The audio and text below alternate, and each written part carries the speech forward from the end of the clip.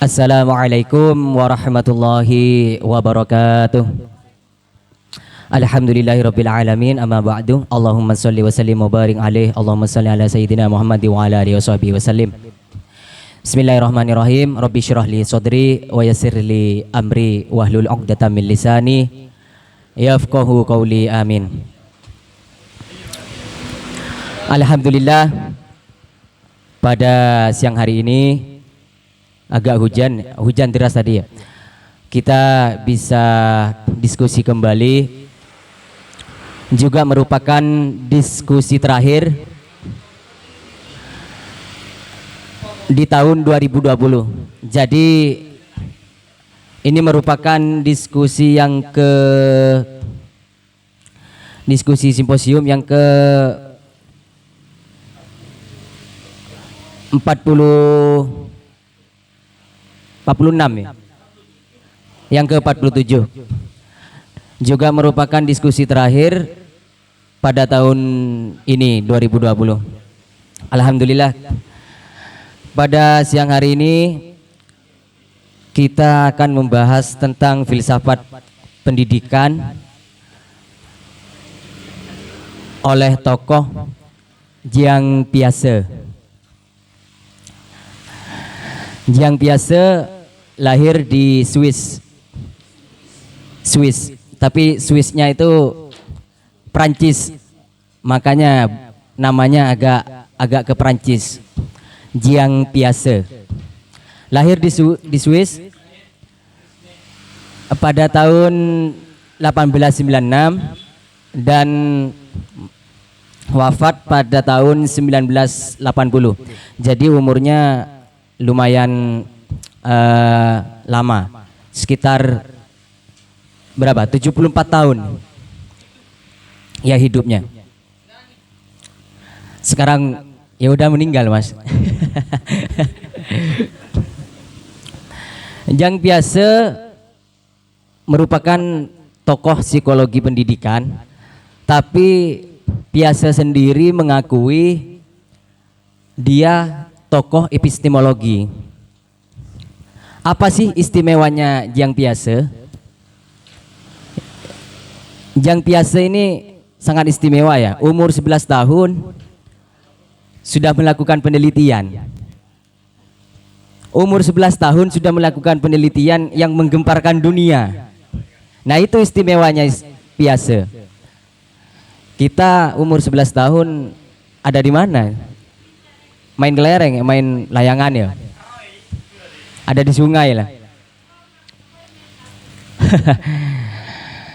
Dia juga saat umur 21 tahun sudah mendapatkan gelar PhD. Tulisannya PhD itu. Filosofi doktor ya. Saat umur 21 tahun. Itulah hebatnya seorang Jean Piaget.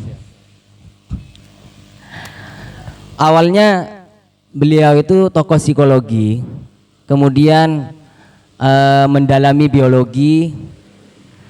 Salah satu penelitiannya tentang biologi yang menggemparkan dunia saat itu pada umur 11 tahun, yaitu penelitian ilmiah tentang burung gereja tapi warnanya bukan yang warna hitam tapi albino. Itu saat umur 11 tahun. Seorang Jean Piaget. Nah, ini katanya Piaget, hanya pendidikan yang bisa menyelamatkan masyarakat.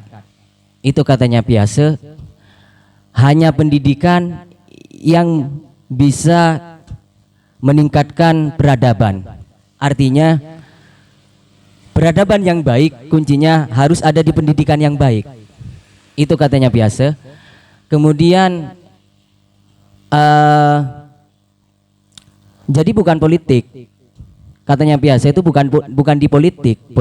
Politik itu kan hanya tatanan ya, cuma tatanan masyarakat. Konsep dasarnya tetap harus pendidikan. Konsep dasarnya tetap harus pengetahuan, keilmuan. Makanya dulu Islam jaya karena banyak tokoh-tokoh pemikir pada saat itu. Makanya pada zaman Abbasiyah tokoh-tokoh pemikir Islam yang sangat fenomenal itu dimediasi oleh istana. Jadi hidupnya di istana. Hidupnya di istana pada zaman Abbasiyah di mediasi. Jadi tidak ngurusi istrinya, tidak ngurusi suaminya, tidak ngurusi anaknya. Jadi benar-benar hanya memikirkan tentang keilmuan, pengetahuan dan pendidikan. Maka kalau ingin negara itu maju dan peradaban itu baik, dan untuk menyelamatkan masyarakat, itu kuncinya harus perbaikilah pendidikan. Jadi bukan di politik. Apalagi katanya Piase, kalau pendidikan itu dipolitisasi, itu sangat degradasi moral, degradasi mental. Sekarang kan kalau di Indonesia agama sudah dipolitisasi. Jangan sampai pendidikan itu dipolitisir. Makanya tokoh-tokoh yang minggu kemarin yang telah dibahas di simposium merupakan tokoh-tokoh yang mengkritik pendidikan, seperti Paulo Freire itu menjamin kebebasan pendidikan. Kemudian Ivan Illich itu kan tokoh-tokoh yang mengkritik pendidikan yang dipolitisir dan ada campur tangan oleh di luar tujuan pendidikan itu sendiri. Alirannya yang Piase, aliran konstruktivisme. Konstruktivisme adalah pengetahuan yang dibangun secara generatif, jadi terorganisir. Artinya pengetahuan itu dialami secara mandiri. Dan ciri-cirinya konstruktivisme itu sendiri adalah pengetahuan baru dan dianggap benar, kemudian menghasilkan pengetahuan baru dan tidak menghilangkan pengetahuan yang lama. Itu ciri-cirinya konstruktivisme. Jadi pengetahuan baru dan dianggap benar, dianggap menjadi teori yang benar, kemudian membuahkan hasil jadi pengetahuan yang baru dan tidak menghilangkan pengetahuan yang lama, artinya merevisi. Nah, maka pengetahuan atau keilmuan menurut paham konstruktivisme, pengetahuan itu, ilmu itu sangat dinamis, jadi bisa berubah, berubah. Makanya ciri-ciri dari konstruktivisme itu sendiri juga pengetahuan merupakan sumber dari pengalaman juga. Bahan ajar utama adalah pengalaman hidup.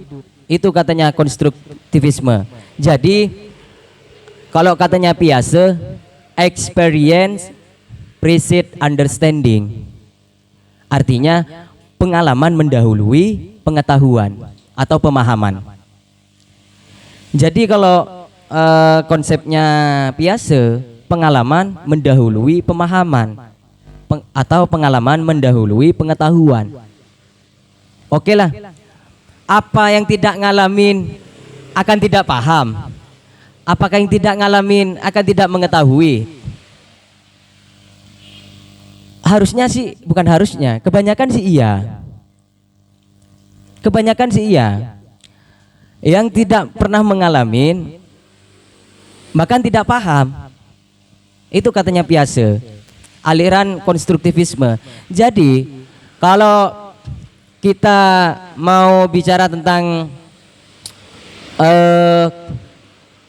eksperimen scientific, tetapi kita belum pernah bereksperimen secara pengalaman dan mau bicara tentang eksperimen sains, itu kan kalau katanya Piase bullshit, tidak bisa diterima teorinya. Kalau kita mau bicara Nah, yang mengatakan itu tidak kuliah. Nah, kalau katanya biasa itu bullshit. Jadi, orang yang pernah mengatakan kuliah itu gak enak, kuliah itu banyak tugas, karena pernah mengalami jadi mahasiswa dan juga pernah kuliah. Jadi, makanya kalau orang mengatakan pacaran itu meribet, pacaran itu ribet, pacaran itu bikin pusing, pacaran itu bikin kita sibuk, tapi yang ngomong itu belum pernah pacaran, jadi itu tidak bisa diterima menurut konsepnya konstruktivisme, karena belum pernah mengalami. Oke, selanjutnya kita langsung masuk ke teori pokok tokoh yang biasa, yaitu tentang kognitivisme. Kognitivisme itu sendiri berasal dari kata kognisi yang artinya akal. Yang artinya akal, atau biasa kita sebut IQ. Jadi kognitivisme itu sendiri merupakan perubahan pemahaman atau perubahan pengetahuan, dan tidak harus perubahan tingkah laku. Itu kognitif. Alatnya itu akal, itu kognitif. Jadi kognitivisme itu sendiri perubahan pemahaman atau perubahan pengetahuan, dan tidak harus perubahan tingkah laku, hanya pemahaman saja, itu di kognitif. Nah, sebelum melanjut ke kognitif, tujuan pendidikan menurut katanya biasa, tujuan pendidikan itu yang telah diposting di Instagramnya Simposium. Tujuan pendidikan itu katanya biasa bukan untuk menumpuk atau memperbanyak pengetahuan. Itu katanya biasa. Jadi tujuan pendidikan yang baik itu katanya biasa bukan untuk menumpuk atau memperbanyak pengetahuan-pengetahuan. Tetapi apa katanya biasa? Tujuan pendidikan itu harus menciptakan seseorang atau anak, mahasiswa atau peserta didik menemukan hal-hal yang baru. Itu katanya biasa. Jadi tidak transmitting, sifatnya tidak hanya mentransfer pengetahuan dan memperbanyak pengetahuan dan mengulang yang lama. Tidak seperti itu pendidikan itu kalau katanya biasa. Artinya seorang guru itu hanya merangsang cara berpikirnya, kemudian seorang anak ataupun seseorang bisa menciptakan hal-hal yang baru. Itu tujuan pendidikan. Kemudian yang kedua katanya biasa membentuk pikiran yang kritis, bisa menguji. Jadi tidak hanya menerima, disampaikan oleh peserta didik, ada teori yang ditawarkan dan hanya menerima. Bukan seperti itu katanya biasa tujuan pendidikan itu. Makanya seperti yang ke minggu yang lalu yang membahas tentang pendidikan John Dewey, itu harus ada kritik. Lah kemarin tuh sudah sudah sesuai dengan teorinya biasa minggu yang kemarin. Makanya kita mengkritik, bahkan ada yang mengatakan John Dewey itu cacat berpikir, teori itu John Dewey itu pelacur politik katanya. John Dewey itu pelacur pendidikan dan segala macamnya. Hanya saja perihal controlling. Nah, setelah dikritik, kemudian pengetahuan itu berkembang. Saya juga gak bisa memikirkan minggu yang lalu kalau tidak ada yang mengkritik, hanya stagnan. Mungkin kita hanya menerima saja, controlling. Nah, setelah ada kritik, kemudian pengetahuan itu menjadi berkembang. tentang controlling banyak referensi-referensi. Nah, itu harus seperti itu, pengetahuan itu harus dikritik. Ilmu tidak akan berkembang apabila tidak dikritik. Itu katanya Piaget. Itu tujuan pendidikan. Kemudian kita lanjut teori dasarnya Piaget. Tahap-tahap perkembangan kognitif ini teori pentingnya Piaget ataupun teori nyawanya Piaget ada di sini nih, ada di perkembangan kognitif. Ini menurut Piaget. Tahap-tahap perkembangan kognitif Piaget itu membagi menjadi 4 tahap. Pertama, dari umur 0 sampai umur 2 tahun. Makanya Piaget merupakan hasil risetnya Piaget sendiri, penelitian yang dilakukan oleh Piaget itu sendiri. Jadi ketika Piaget itu melahirkan seorang anak, anaknya itu langsung anaknya merupakan objek penelitiannya. Jadi lahir anak maka hasilnya riset ataupun penelitian, lahir anak lagi hasilnya riset dan penelitian. Objek penelitiannya Piaget anaknya sendiri. Jadi tahap-tahap perkembangan kognitif Piaget yang pertama 0 sampai 2 tahun.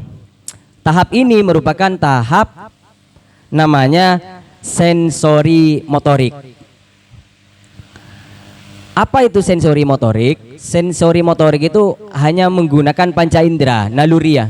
Jadi anak kecil itu, bayi yang umur 0 sampai 2 tahun, akalnya atau kognitifnya masih belum bisa berfungsi. Dia hanya menggunakan panca indera. Umur 0 sampai 2 tahun hanya menggunakan panca indera. Kognitifnya tidak berfungsi, akalnya tidak berfungsi. Makanya kalau kita mau berinteraksi dengan bayi ataupun anak yang umur 0 sampai 2 tahun, kita harus berinteraksi dengan panca indera, dengan sensori motorik. Bahasanya anak itu kan pakai bahasa panca indera. Kalau dia lagi gak seneng, dia nangis. Kemudian kalau dia lagi gak enak badan, ya nangis. Kemudian kalau mau minum, ya biasanya mulutnya mau minum. Makanya interaksinya menggunakan panca indera. Makanya tidak kaget lagi kalau orang tua itu berinteraksi dengan anaknya menggunakan gerak, bukan menggunakan bahasa, bukan bahasa verbal. Kemudian yang kedua, umur 2 sampai 7 tahun. Tahapan perkembangan kognitif Piaget umur 2 sampai 7 tahun. Ini namanya tahap praoperasional. Di sini pondasi penting untuk merangsang, mengkonstruk cara berpikir anak. Itu menurut Piaget. Karena kenapa? Di sini umur 2 sampai 7 tahun mulai bisa berpikir, akal mulai berkembang, dan rasa ingin tahunya sangat tinggi. Makanya di tahap ini, di tahap umur 2 sampai 7 tahun itu merupakan pondasi penting menurut Piaget. Jadi kalau di Islam itu sendiri merupakan tahap akil baligh, ya, akil baligh. Oh bukan, belum akil baligh. Oh 7 sampai 12 tahun, iya. Kalau di Islam kan 7 sampai 12 tahun. Rasa ingin tahunya sangat tinggi. Jadi pada tahap ini kita harus mengkonstruk, katanya Piaget, mengkonstruk cara berpikir, merangsang cara berpikir anak umur 2 sampai 7 tahun. Makanya jangan heran kalau banyak orang tua itu kebingungan dengan pertanyaan-pertanyaan si anak. Semisal ini apa, dan banyak orang tua itu kebingungan menjawabnya gitu. Jadi di sini merupakan dia itu menangkap pengetahuan sesuai dengan imajinasinya, sesuai dengan levelnya. Sudah biarin saja. Kalau mereka menganggap Tuhan itu duduk-duduk di atas langit, Tuhan itu berbaju, Tuhan itu wajahnya begini, jangan lantas kita menjudge kamu musyrik. Jangan. Perlu dikonstruk kembali berpikirnya, dituntun kembali. Biarkan mereka menemukan sendiri. Biarkan mereka menemukan sendiri pengetahuan. Jawaban-jawaban itu mereka mencari sendiri. Jangan dicekokin. Katanya biasa tuh jangan dicekokin. Tulungin canreng metur, tulungin pengetahuan dengan jawabannya. Jangan. Biarkan mereka mencari solusi-solusi sendiri. Jangan instan. Itu katanya biasa. Nah, kalau umur 2 sampai 7 tahun sudah orang tuanya sibuk. Kemudian ketika anak bertanya, kamu banyak tanya, kamu anak kecil banyak tanya. Kan banyak orang tua kita tuh yang gak kuat ya menerima pertanyaan-pertanyaan kritis umur 2 sampai 7 tahun. Pertanyaannya memang berfilsafat tentang filosofi, pertanyaan 27 sampai 7 tahun itu. Iya, makanya anak umur 2 sampai 7 tahun itu sudah bisa diajarkan teori filsafat. Iya, bisa diajarkan teori biologi. Tapi jangan heran, nanti pengelolaannya, mengkonstruknya, cara berpikirnya, cara mereka. Ini loh katanya Albert Einstein tuh begini. Nah nanti mereka tuh mengelola di kognitifnya, mengelola dengan cara mereka sendiri. Contoh, saya sendiri dulu menganggap hujan itu malaikat nangis. Itu saat saya umur 7 tahun, saya menganggap malaikat nangis. Nah itu imajinasi. Biarkan mereka mencari jawaban sendiri. Dan Guntur itu kalau hujan, dor, itu malaikat batuk, itu kata saya dulu. Jadi biarkan, jangan nanti disalahkan. Kamu jangan kayak gitu. Itu salah, nak kamu bodoh. Jangan. Kalau seperti itu, kamu akan membunuh karakter mereka, kritis mereka, dan kamu akan kehilangan masa depan penemuan. Dan dia tidak akan menjadi ilmuwan-ilmuwan yang baik. Kalau dari masa kecil aja sudah dibunuh cara berpikir bebasnya. Jangan.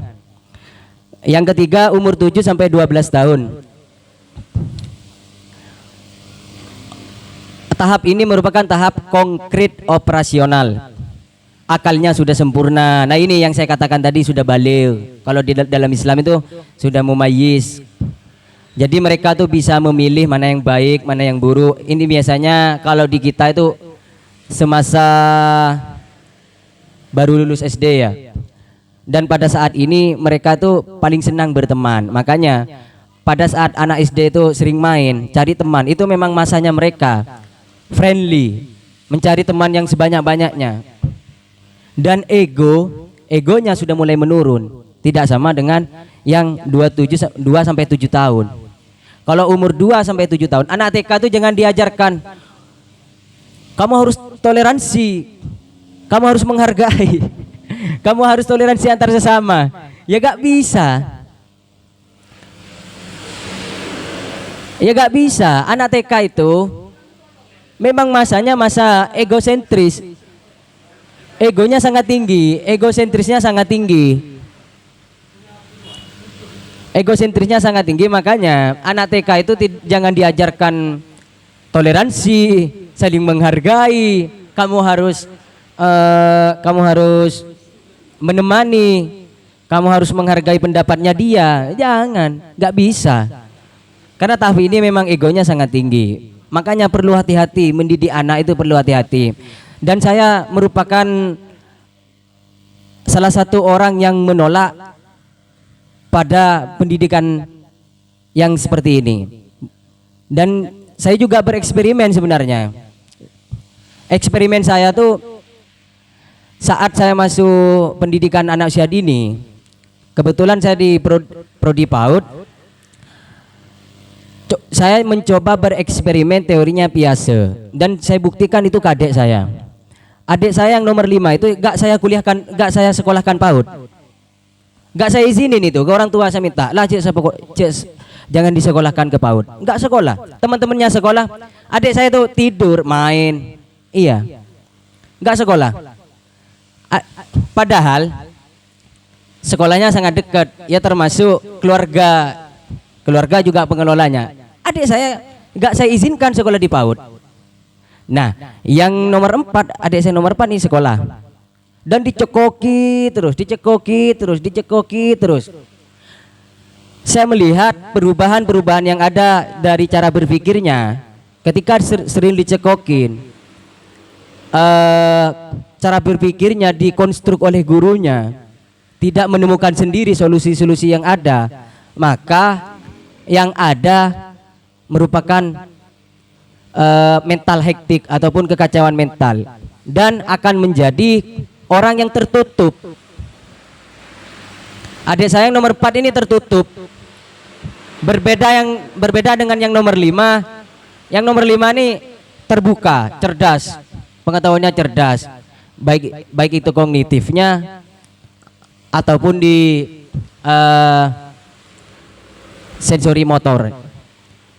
Jadi itulah mengapa saya mencoba bereksperimen. Inilah yang diinginkan Piaget itu seperti ini. Jangan mencari solusi-solusi yang instan. Jangan berbangga dengan solusi-solusi yang instan. Sekarang ini kan banyak di perkuliahan ada problem, setelah problem ada solusinya nih menurut toko ini, menurut toko ini kan instan. Jangan bangga dengan ini. Jadi makanya banyak skripsi itu hasilnya menurut toko ini. Jadi tidak bisa menciptakan hal-hal yang baru, tidak bereksperimen, katanya Piaget. Jadi jangan seperti ini, tujuan pendidikan bukan seperti ini, katanya Piaget. Kemudian yang terakhir itu tahap umur 12 tahun sampai dewasa. Ini tahap dewasa, namanya formal operasional. Umur 12 tahun ini biasanya SMP, SMA, dan selanjutnya mahasiswa. Nah, pada saat ini sudah tahap sempurna, kognisinya mulai stabil, berpikirnya mulai berpikir abstrak dan logis.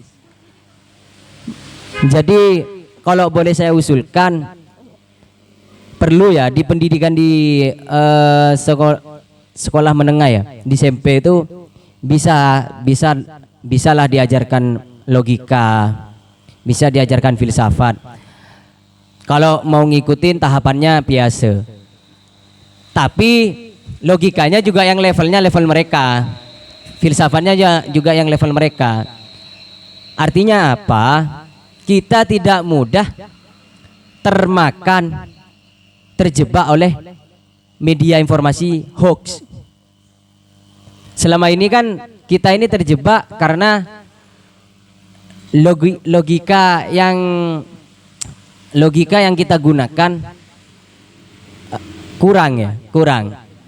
Makanya ini pentingnya di SMP bolehlah diajarkan tentang logika untuk agar tidak mudah terjebak dalam hoax. Dan sudah merancang cita-cita. Umur 12 sampai umur dewasa ini sudah merangsang cita-citanya, saya ingin jadi seperti ini, dan sudah memerankan orang-orang dewasa, bisa memerankan jadi yang perempuan sudah bisa memerankan seorang istri, yang laki-laki sudah bisa memerankan menjadi seorang suami, menjadi tanggung jawab mencari nafkah. Ini sudah bisa seperti ini. Oke, nggak ada lagi, hanya ini tentang teori perkembangan kognitif Piaget. Nanti ada pesan-pesan Piaget, nanti saya sampaikan terakhir kepada guru, kepada pendidikan, nasihatnya Piaget seperti apa. Nanti kita perlulah, katanya Piaget, itu yang saya rangkum di bukunya. Kita perlulah belajar tentang anak kecil dan belajar dari anak kecil. Nanti di akhir aja ya. Mungkin sampai di sini ada pertanyaan yang belum. Seperti yang di simposium ini, jangan bangga dengan ini kan instan, ini simposium ini kan instan. Kita hanya mendengarkan teorinya biasa, ada yang menyampaikan, kemudian instan menerima, tidak diolah lagi. Jangan seperti itu. Nanti setelah ini kritiklah biasa. Setelah ini buka lagi lah wawasan tentang biasa. Jadi boleh, akan tetapi acara diskusi ini kalau katanya biasa dijadikan inisiatif, dijadikan stimulus. Oh, biasa seperti itu. Kok bisa begitu biasa? Carilah, jangan berhenti di sini. Itu katanya biasa. Mungkin ada yang mau tanya, belum paham? Wah, semua berarti. Yes.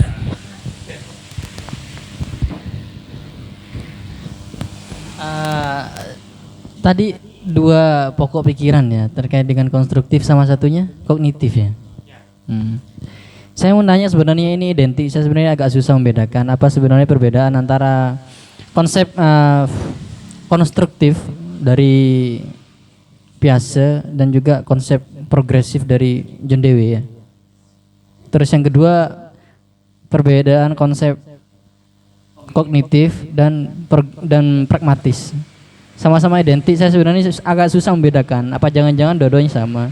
Apa yang berbeda hanya di usia-usia? Karena kemarin tidak dijelaskan. Sekian.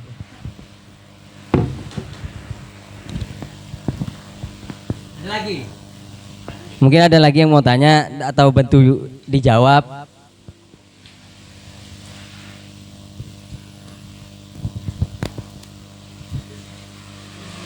Pertanyaannya, di manakah letak perbedaan teori konstruktif biasa dengan progresif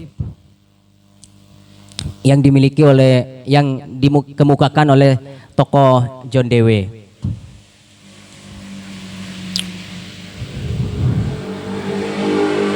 Progresif. Ini jawabannya harus hasil analisa ya. Ya. Sebenarnya persamaannya sangat banyak. Seperti contoh yang pengalaman baru akan menciptakan, akan menghasilkan atau melahirkan pengetahuan baru, itu sepertinya sama. Kemudian yang minggu kemarin, mungkin karena ini keterbatasan saya, ini perlu diperjelas lagi. Apakah pernah yang ditanya kemarin itu yang siapa? PAI. Dia nanyanya, artinya teori yang lama menjadi fatal katanya kan ya? Iya, batal, gagal. Jadi ketika kalau di konstruktivisme punya biasa, pengetahuan baru,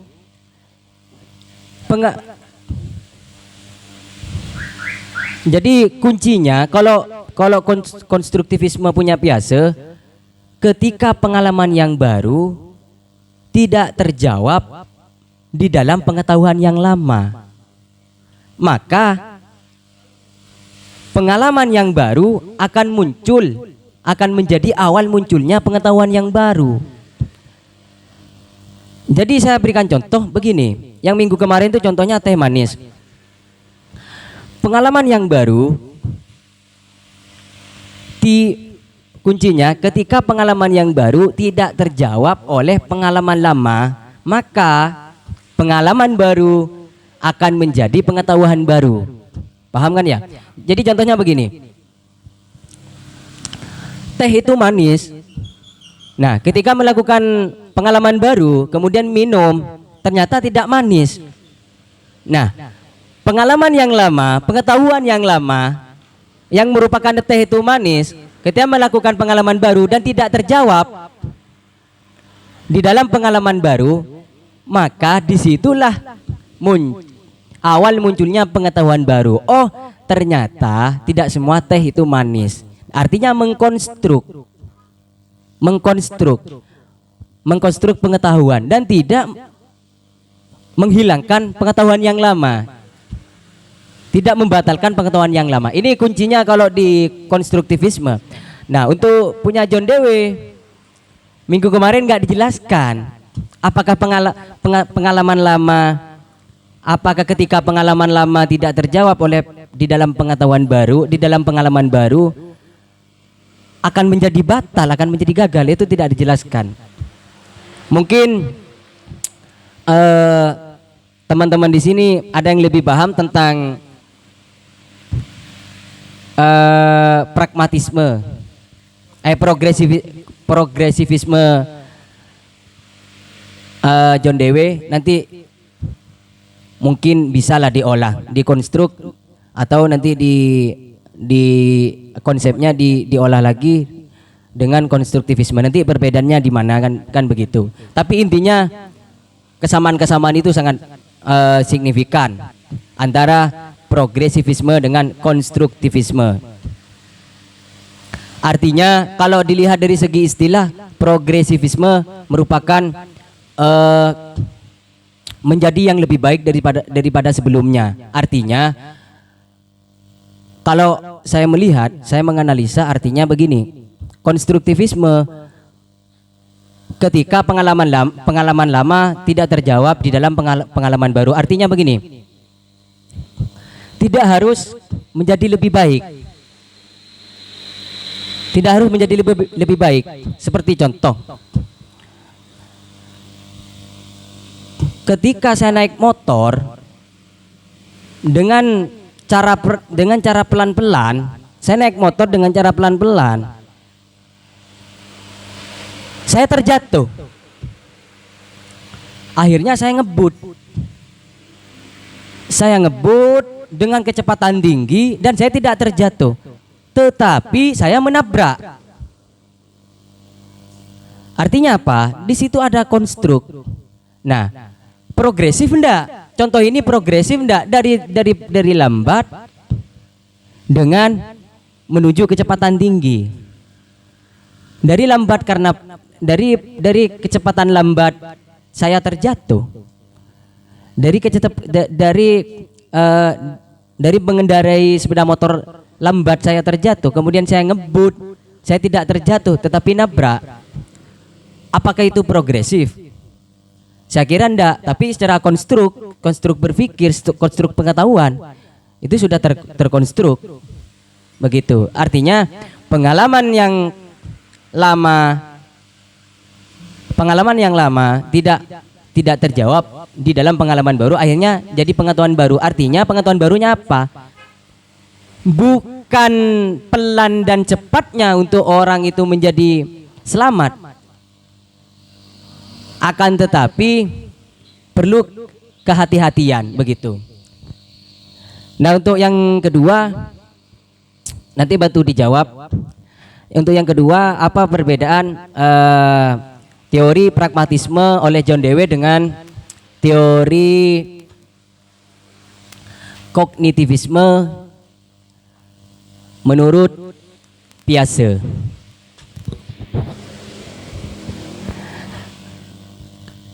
Kalau menurut saya sih jelas berbeda, jauh, sangat berbeda. Kalau punya John Dewey, teori John Dewey tentang pragmatisme, artinya menciptakan hal-hal yang baru. Kalau nggak salah ya, menciptakan hal-hal yang baru, akan tetapi lebih kepada empiris, pengalaman-pengalaman. Artinya tingkah atau perilaku. Itu punya John Dewey. Adanya tahap-tahap perkembangan dan itu bersifat universal, baik itu di kognitif, baik itu di afektif, baik itu di psikomotorik. Artinya psikomotorik itu perilaku, afektif itu ya moral, Kognitif juga akal. Sedangkan kognitivisme ya jelas letaknya ada di akal. Itu. Jadi langsung saja untuk menanggapi yang pertama, itu antara bedanya konstruktivisme dari Jean Piaget dengan progresivisme menurut John Dewey, sama-sama John. Oh iya. Jadi jika saya modahkan, saya jelaskan dengan teori ekonomi, maka konstruktif itu seperti inovatif dan progresif itu seperti kreatif. Jadi ada perbedaan antara kreatif dengan inovatif. Kalau kreatif itu menemukan hal-hal baru yang sebelumnya tidak ada, itu progresif menurut saya. Nah, jika inovatif itu sudah ada namun diperbaiki dengan yang lebih baik lagi, dan yang sudah ada itu tidak hilang, itu kan inovatif artinya. Jadi itu analogi saya antara kreatif dengan inovatif, itu sama dengan kalau kreatif sama dengan progresif, kalau inovatif berinovasi itu konstruktif, seperti itu.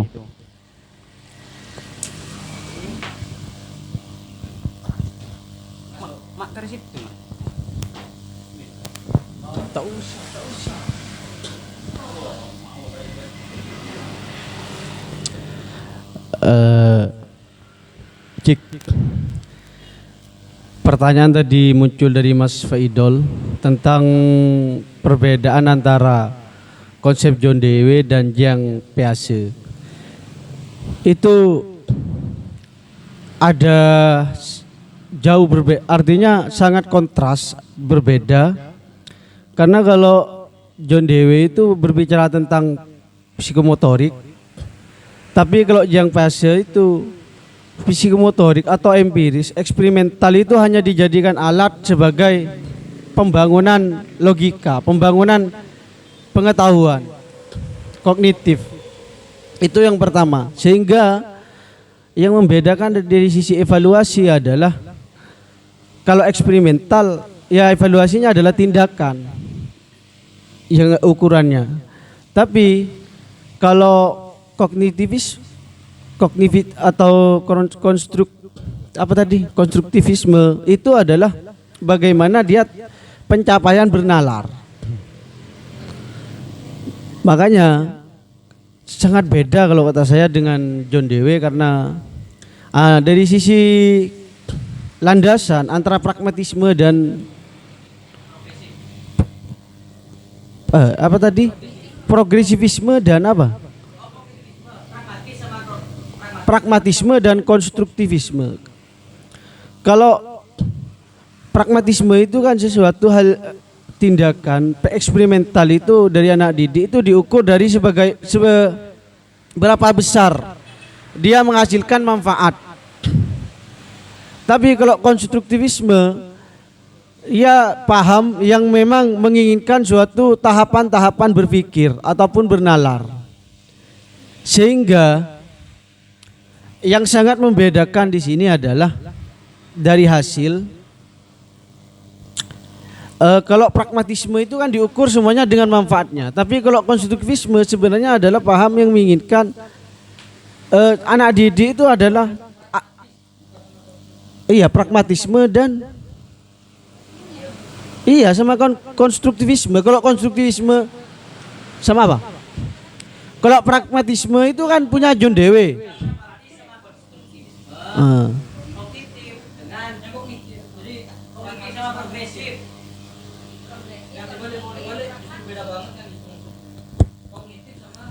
Pragmatis.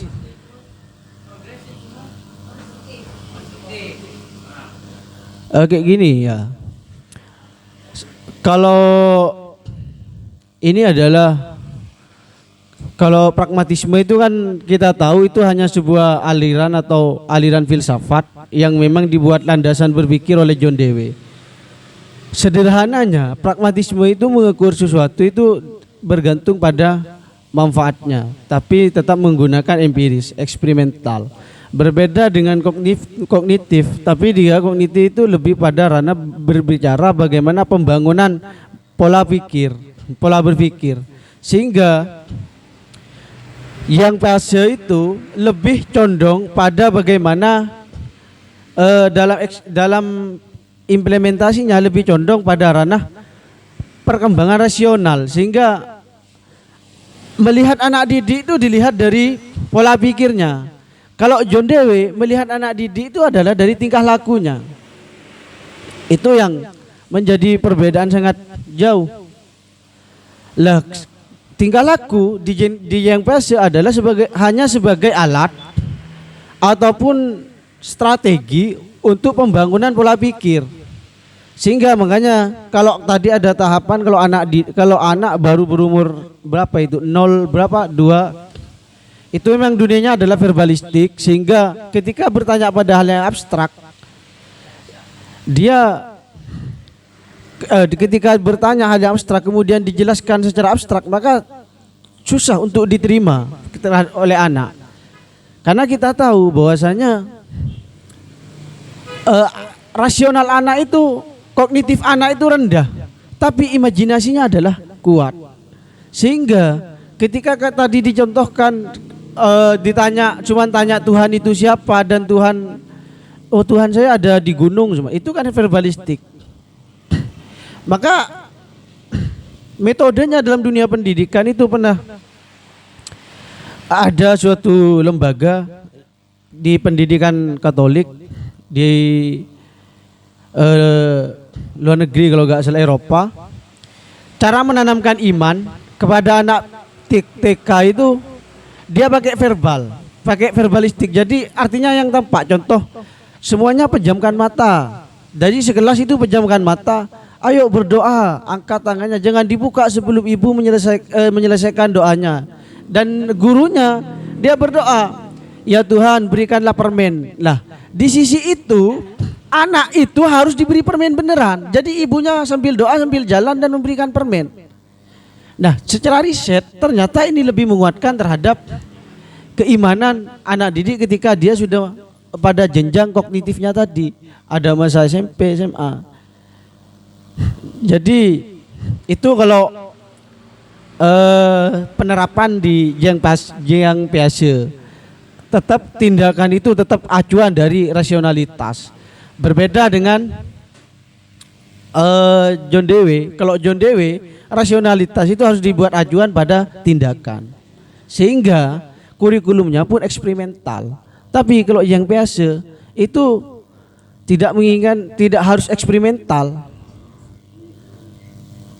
Fokusnya pada nalar, tapi nalarnya adalah nalar logikanya adalah logika yang verbal tadi. Artinya yang jelas, tampak. Seperti tadi, Tuhan. Bagaimana kan dia, oh ternyata Tuhan itu benar-benar ada. Walaupun itu adalah sebuah ilusi bagi anak ketika itu hanya dramatis kan. Ibunya sendiri yang memberikan permen. Nah, sehingga anak itu, oh iya, ternyata berdoa itu benar-benar dapat dikabulkan. Itu salah satu riset di Eropa kalau nggak salah. Nah, memang sedikit perbedaannya beda fokus. Jadi fokusnya sangat jauh. Kalau John Dewey itu hanya berkutat di eksperimen, percobaan, tapi kemudian untuk menghasilkan sebuah pengalaman baru atau pengetahuan baru. Tapi kalau punya Yang fase, yang terpenting adalah pembangunan logika, sehingga perlu ada hierarki umur tadi, umur sekian, sehingga ada anak di bawah pendidikan anak usia dini, ada sekolah dasar, SMP, SMA dan dewasa. Karena itu menyangkut pada kognitif. Cuma sebenarnya yang menarik lagi punya Yang fase ini sebenarnya adalah seorang biolog juga.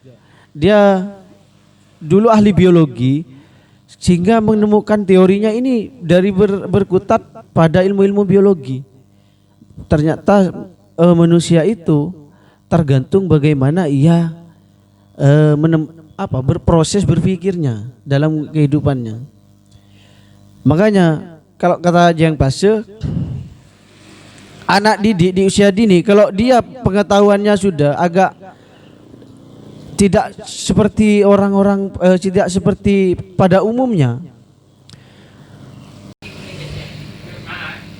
Riset untuk riset yang untuk anak yang beriman tadi kan Mas mengatakan bahwasanya diberikan permen untuk dia kan berdoa gitu kan, mau minta apa, itu kan juga terjadi pada imajinasi tentang Santa Claus itu tadi kan, bisa jadi Santa Claus.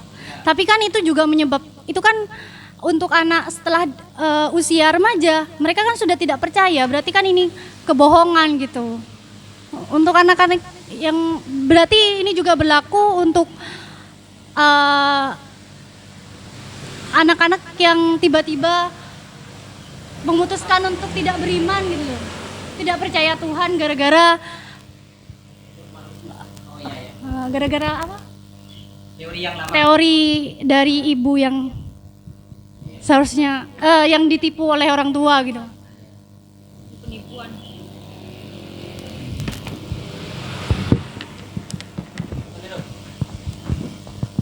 Tanya ke siapa? Saya. Oh, pertanyaannya tentang riset tadi ya. Yang benar-benar menguatkan iman secara verbal di dunia anak. Lah, nanti berbicara remaja itu kan berbeda lagi dalam kognitif.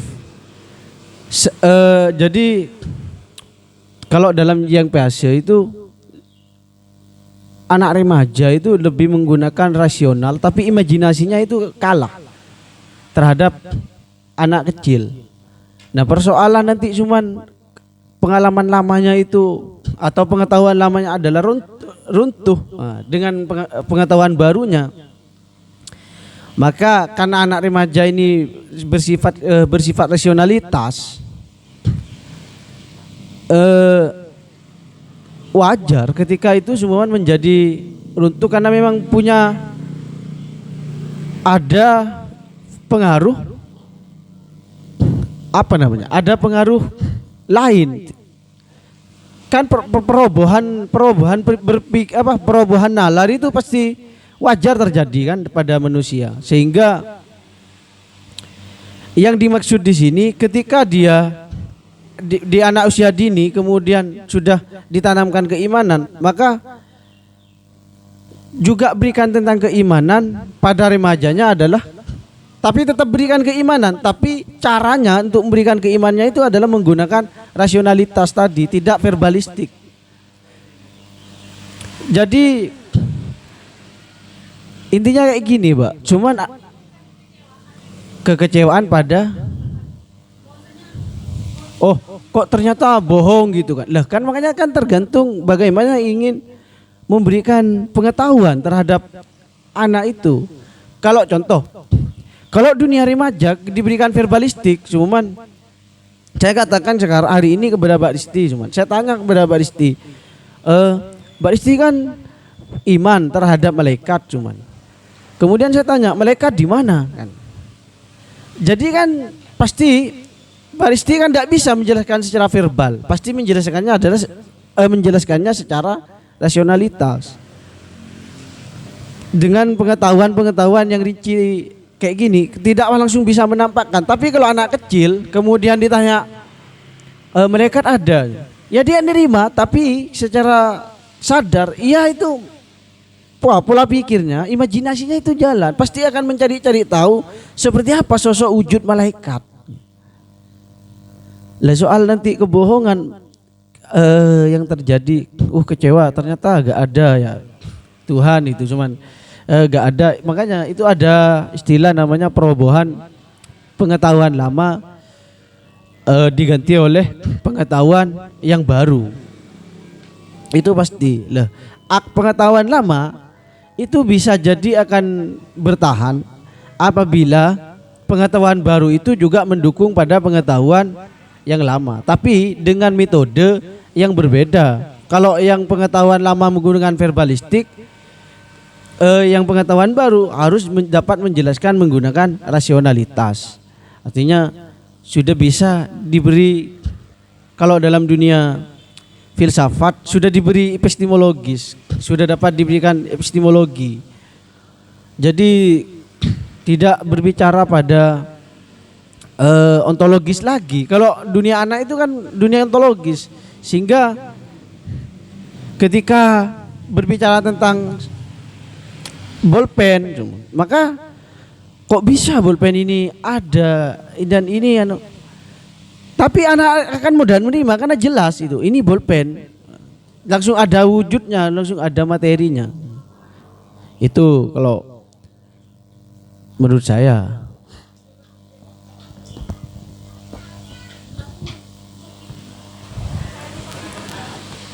Oke, saya sedikit menambah. Lupa tadi gak dijelaskan tentang tahapan-tahapan kognitif, tahapan-tahapan perkembangan itu sifatnya bersifat hierarkis, bersifat hierarki. Jadi berurutan Mbak ya, jadi berurutan. Umur 0-2 tahun, misalnya umur 2 sampai 7 tahun pasti memiliki sensori motorik, memiliki sifat-sifat 0 sampai 2 tahun. Sedangkan 2 sampai 7 tahun tidak memiliki sifat-sifat 7 dan 12 tahun. Jadi sifatnya hierarkis, tidak loncat-loncat. Jadi umur 0 sampai 2 tahun tidak memiliki sifat-sifat umur 12 tahun sampai selanjutnya, begitu. Begitupun sebaliknya, umur 12 tahun dengan umur dewasa itu pasti memiliki sifat-sifat 7 sampai 12 tahun ataupun 2 sampai 7 tahun ataupun 0 sampai 2 tahun. Jadi bertahap, hierarki, sifatnya itu hierarki. Makanya saya berani katakan umur 0 sampai 2 tahun ataupun kalau umur 0 sampai 2 tahun itu kognitifnya masih belum bisa digunakan. Makanya saya bilang tadi bahasanya menggunakan panca indera, menggunakan gerakan-gerakan seperti nangis, lebih kepada sifat naluriahnya.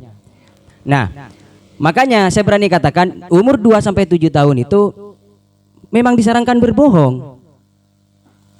Iya, di teorinya anak usia dini itu ketika berbohong itu bukan lantas tidak baik, justru lebih baik berbohong kalau dia anak usia dini. Karena kenapa? Dia sudah mencari alasan-alasan sendiri, itu sudah mencari jawaban-jawaban sendiri. Karena secara tidak sadar dia tidak tahu kalau berbohong itu tidak baik. Justru semakin anak banyak berbohong, semakin dia cerdas. Umur 2 sampai 7 tahun. Itu di teorinya anak usia dini. Makanya ketika ada seorang anak minta es krim ke ibunya, "Bu, saya mau beli es krim." Ibunya lantas bilang, "Oh jangan nak, itu es krim itu nanti kamu bisa jadi flu dan segala macamnya." Intinya ibunya tidak mau membelikan. Nah, akhirnya anak ini membangun pola pikirnya sendiri untuk merayu ibunya. "Loh Bu, bagus tuh loh es krim tuh. Itu kayaknya kalau dibeli enak tuh Bu. Itu kalau dibeli enak, kayaknya dingin. Warnanya juga bagus." Nah, dia sudah membangun pola pikirnya dengan cara berbohong. Harus berbohong memang. Karena untuk mencapai konkret, dia masih belum mempunyai tahap konkret. Kata saya tadi bersifatnya hierarki, makanya harus berbohong. Sama kayak tadi, oh Tuhan ternyata memberikan permen. Nah, teori lamanya tetap ada. Oh Tuhan itu maha pemberi kalau kita mau berdoa, gitu kan. Tetapi Tuhan yang saya tahu ketika remaja, Tuhan itu bukan yang seperti waktu saya diajarin pas dikasih permen, bukan Tuhan yang di kelas ternyata. Nah dikonstruk. Nah ini yang maunya biasa memang seperti ini. Perlu dibohongin. Makanya guru itu katanya biasa harus mengajarkan kepada anak, implementasinya dalam pembelajaran ya. Katanya biasa harus masuk ke dunianya mereka. Levelnya mereka. Makanya saya bilang tadi, anak usia dini itu bisa diajarkan filsafat. Teorinya John Dewey bisa, tetapi bahasanya bahasa mereka. Makanya saya berani katakan, kenapa? Jadi guru PAUD itu jadi guru PAUD itu sangat susah. Tujuannya ada, tetapi bukan menggunakan cara-cara konvensional. Harus melalui bermain, harus melalui dunia mereka. Itu sulitnya jadi guru PAUD. Oh ya, perlu saya jelaskan, ini sudah lumrah bahkan di seluruh Indonesia. Kita kalau mengatakan lembaga pendidikan jenjangnya sebelum TK itu kan mengatakan PAUD. Itu sebenarnya bukan PAUD. PAUD itu ya kata di teorinya biasa umur 2 sampai 7 tahun. 2 sama 4 tahun itu yang kita anggap PAUD itu bukan PAUD sebenarnya, playgroup ataupun KB, kelompok bermain. Kemudian umur 4 sampai umur 6, ya mau ke 7 lah sebelum masuk SD, itu namanya TK ataupun RA. Nah, makanya salah. PAUD itu pendidikan anak usia dini, yaitu 2 sampai 7 tahun. Kita kan hari ini mengatakan tak sekolah PAUD, kamu gak sekolah PAUD gitu. Sebenarnya PAUD ya 2 sampai 7 tahun. Sebelum TK itu namanya KB atau playgroup 2 sampai 4 tahun. Nah, ini makanya minggu kemarin saya bilang, saya berani bilang dan banyak tokoh-tokoh yang lain tuh mengatakan di Indonesia itu menerapkan teori tahap perkembangan kognitif, khusus di kognitif ya, di akal itu menggunakan punya Piaget. Rata-rata seperti itu. Sekalipun TK, sekalipun KB ataupun playgroup. Jadi ini perlu pemahaman juga antara PAUD dan KB dan playgroup itu. Jadi harus berbohong, Mbak. Nanti masalah nanti dikonstruk, guru itu dulu berbohong. Ya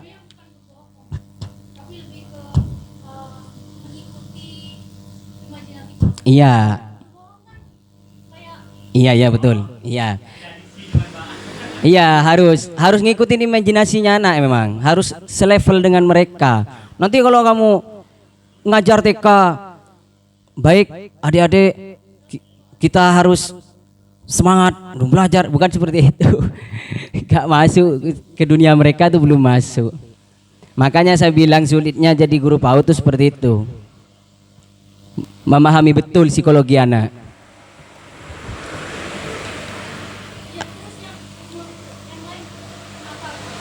Yang mana?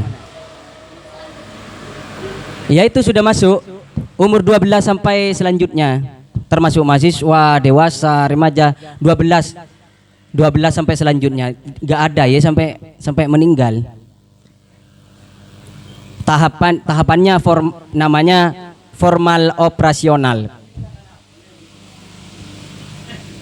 Oke, ada lagi?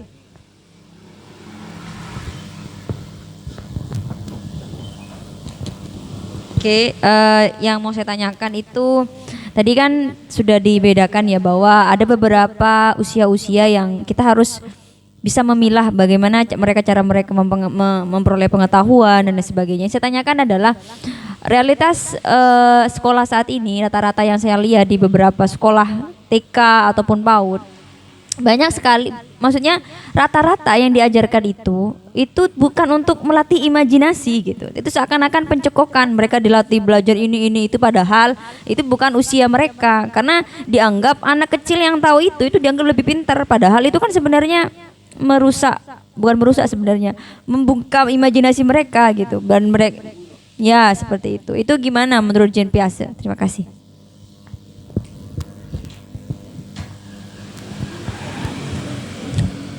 Ya, artinya solusi-solusi ya. Banyak sekolah-sekolah di Indonesia utamanya kalau sudah pinter baca, belajar terus, dicekokin terus, akhirnya dunia bermain mereka sudah dibatasi. Itu sangat kontras sekali ya, sangat tidak disetujui sekali dan sangat ditolak oleh Piaget. Jadi kalau menurut saya ya di dunia pendidikan anak, makanya di setiap lembaga ini kan problem, Mbak, masalah ya. Kalau di dunia pendidikan anak harusnya itu ada yang namanya parenting. Parenting itu pengasuhan, khusus orang tua. Jadi di lembaga PAUD itu orang tuanya juga disekolahkan. Biasanya 1 bulan 1 kali untuk menyadarkan tentang pemahaman hal itu. juga gurunya. Gurunya juga diberikan pemahaman, jangan dicekokin terus. Kalau nggak bisa baca, nggak pinter katanya. Itu ya yang salah itu. Pemikiran seperti itu fatal, salah. Makanya saya bilang tadi, saya tidak mengizinkan adik saya nomor 5 itu sekolah di KB, di playgroup. Nggak sekolah adik saya itu. Main terus, biarkan dia bermain, mencari solusi sendiri, mencari hal yang baru sendiri, menghadapi problem-problem, tetapi bukan juga dilepas, nggak dilepas, tetap dirangsang.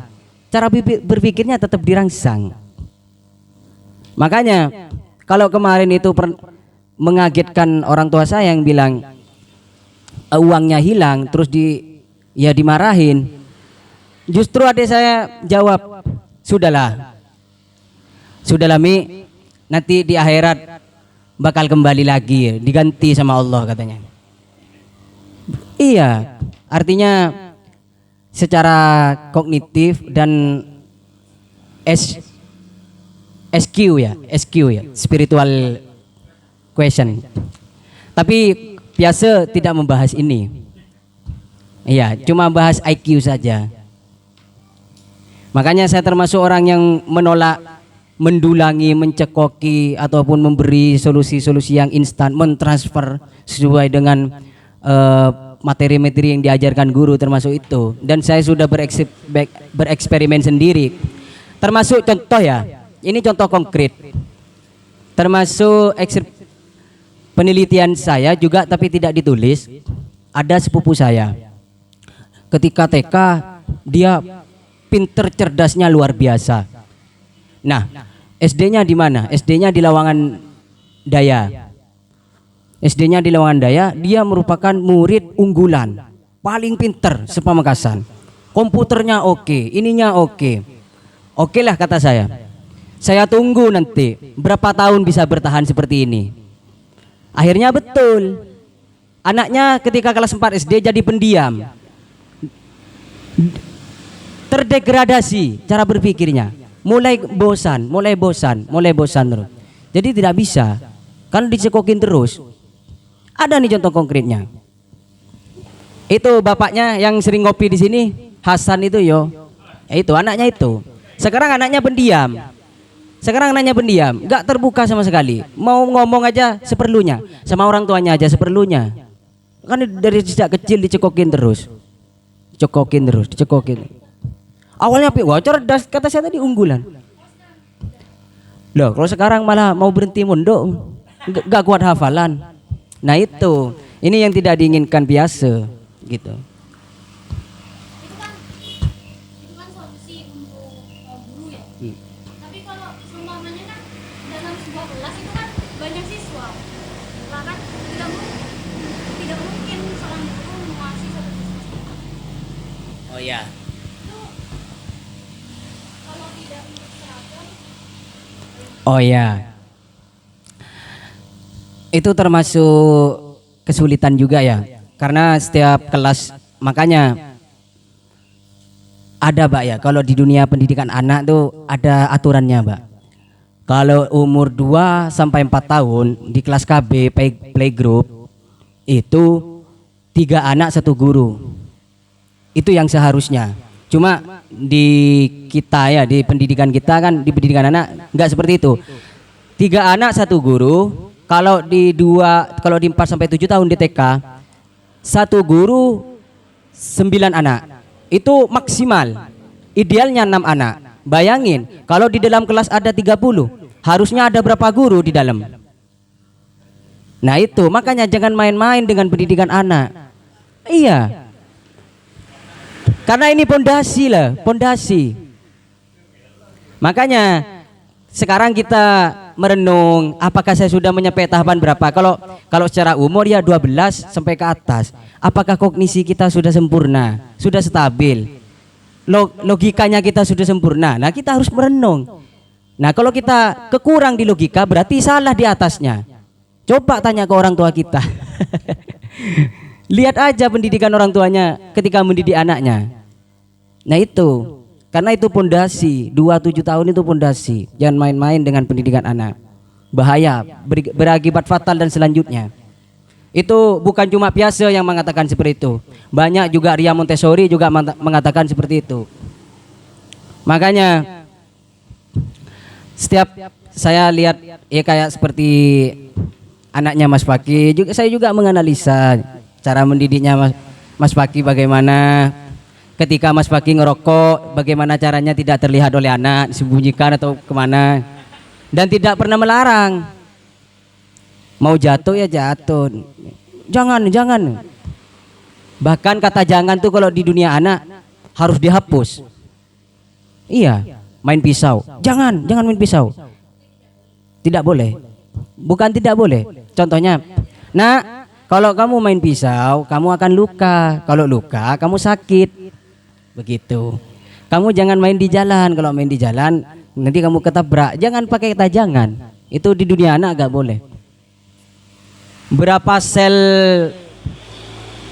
apa namanya di sini nih, neuron ya, yang pecah ketika dibentak jangan.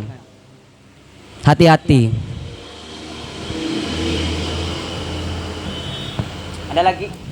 Ada lagi? Oh iya.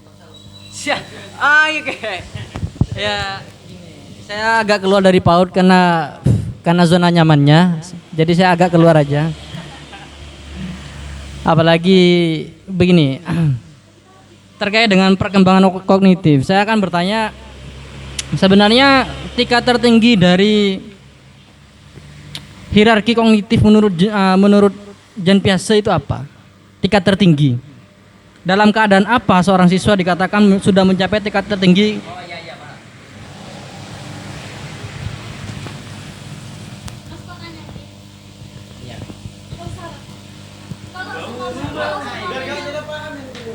Nanti yang di YouTube pas salah paham.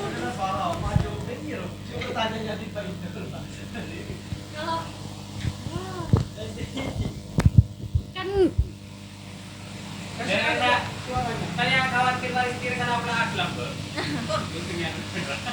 Pas pola asli mentodu. Banyak di jangan. Jangan ngomong. Masa gitu? Jangan ngomong, artinya takut. kalau seumpamanya itu tadi kan yang Mas jelaskan bahwasanya orang tua juga tahu lah cara mengembangkan kognitif anak dan lain sebagainya. Bagaimana jika orang tua tidak mengerti tentang kognitif, progresif dan lain sebagainya itu tadi dalam mendidik anak, tadi parentingnya kurang, terus ditambah lagi dengan sekolah yang mencekoki untuk anak seragam bukan beragam. Dan juga anak kan di umur berapa? 7 sampai 12 gimana? Mungkin umur 0 sampai 7 2 sampai 7 atau 7 sampai 12 itu kan mungkin anak-anak juga masih bingung. Itu arahnya mereka di mana, bakat mereka di mana gitu kan. Jadi mungkin mereka dilanda kebingungan untuk menuju pendidikannya bagaimana gitu kan. Itu solusinya bagaimana? Dengan yang sekolah itu sangat kompetitif dalam nilai. Terus fenomena nyontek juga yang terjadi saat ini. Saya pernah di BK saya. Yang terjadi itu bukan melihat bagaimana solusi teman-teman, memberikan solusi kepada teman-teman apa bakatnya, minatnya di mana, tapi mereka lebih ke ngarahin, kamu di sini saja, banyak alumni kamu masuk di sini gitu kan. Itu kan seolah kita sudah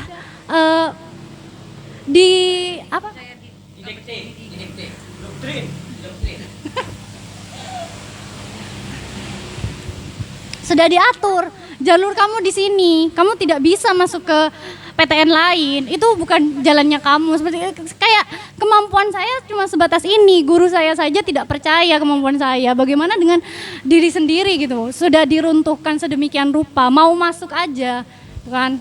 Terus dengan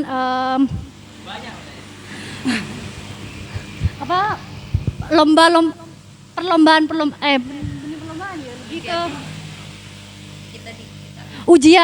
ujian yang tidak sesuai dengan apa yang ada di kelas, materi-materi di kelas gitu kan.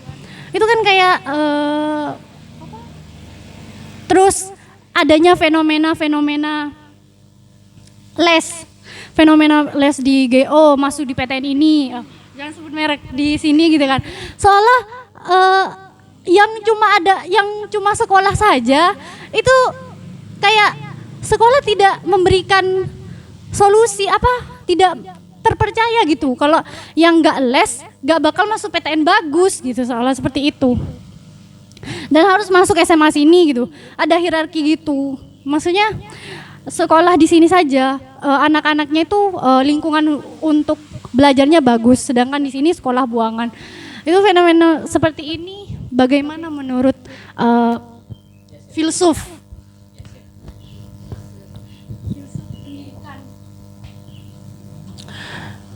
Pertanyaan pertama dari Mas Faid sampai lupa ya apa? Oh iya. Tingkat tertinggi pada tahapan-tahapan perkembangan kognitif menurut Piaget yaitu ketika pada saat usia tersebut anak masuk ke tahapan itu sendiri. Jadi kalau umur 2 sampai 7 tahun artinya masih TK. Kalau capaiannya sudah mencapai tahapan konkret, maksudnya ke tahapan 7 sampai 12 tahun sudah mengetahui duluan. Sudah mendahului dari teman-teman sebayanya. Sudah mendahului dalam pengetahuannya. Nah, itu menurut Piaget salah, fatal. Bukan seperti itu capaian yang tertinggi. Sesuaikan dengan tahapan-tahapannya. Makanya itu kan sifatnya hierarkis. Tidak bisa umur 2 sampai 7 tahun itu dicekokin pengetahuan-pengetahuan yang dikhususkan 7 sampai 12 tahun. Bukan seperti, meskipun dia tahu, maka yang terjadi kata saya tadi yang saya ceritakan, mental hektik. Dalam psikologi itu mental hektik, kekacauan mental. Dia akan mencapai kebosanan. Ketika mencapai kebosanan karena dia sudah mengetahui dahuluan, mendahului dari temannya, maka yang terjadi bosan. Dan akhirnya dilewati oleh teman-teman yang lain yang pengetahuannya secara hierarkis. Begitu. Ya.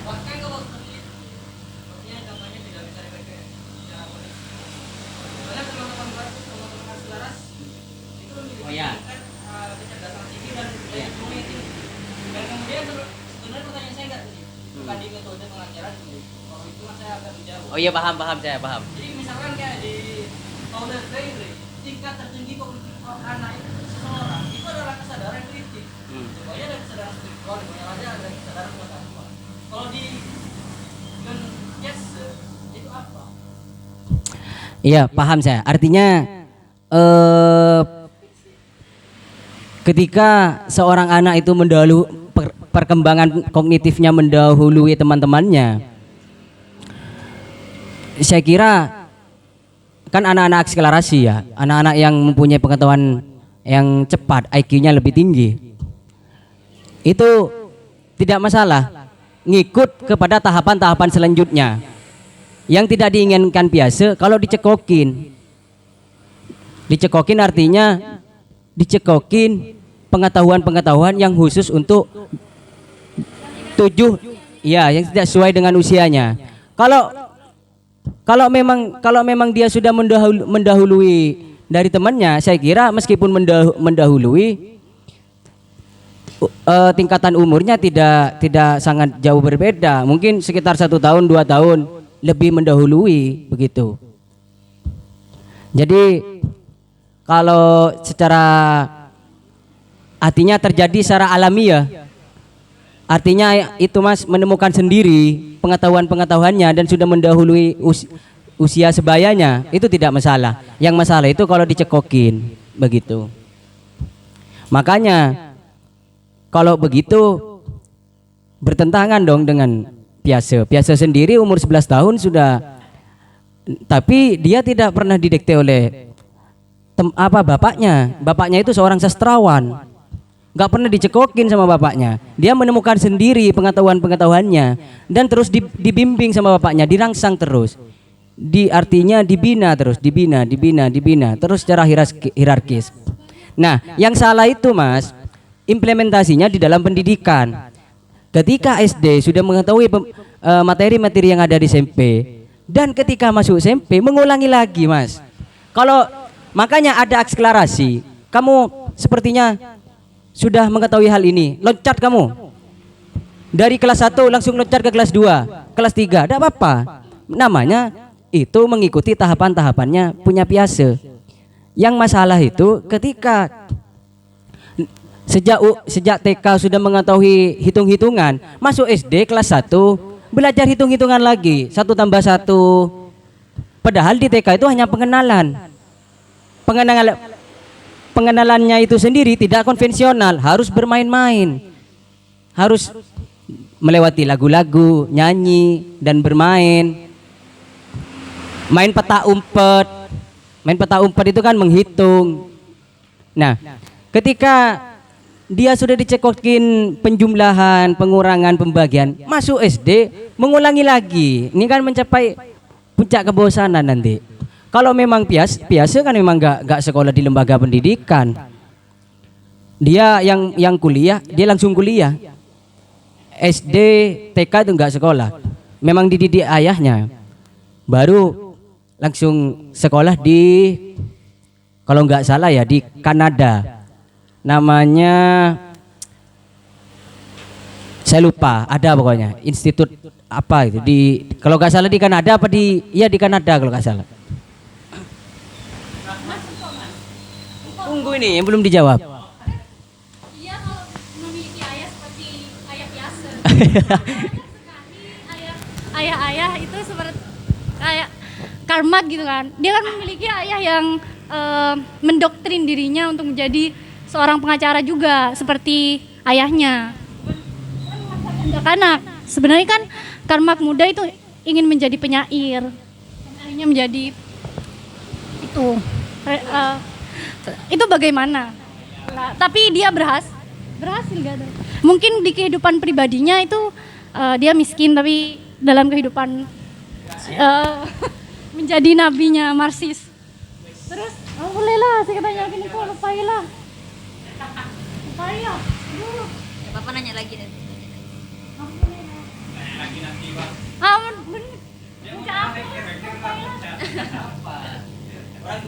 Beni orang tua boleh. Nah, masalah pengulangan yang 1 tambah 1 dalam pendidikan itu perlu adanya repetition, pengulangan, review lagi, itu kan perlu sebenarnya. Jadi bukan masalah kebosanan, tapi itu pengulangan kembali materi-materi yang dulu.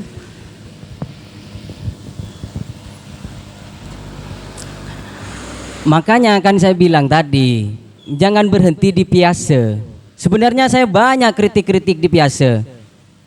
Yang saya sendiri, apalagi pemateri sendiri, banyak kritik terhadap Piaget. Cuma gak disampaikan. Salah satu contohnya, bagaimana kita cara mengukur kognitifnya. Kita kesulitan, tahapan-tahapannya yang seperti ini, kita kesulitan. Kemudian zamannya Piaget dulu ya, zamannya Piaget ini kan anaknya yang diteliti.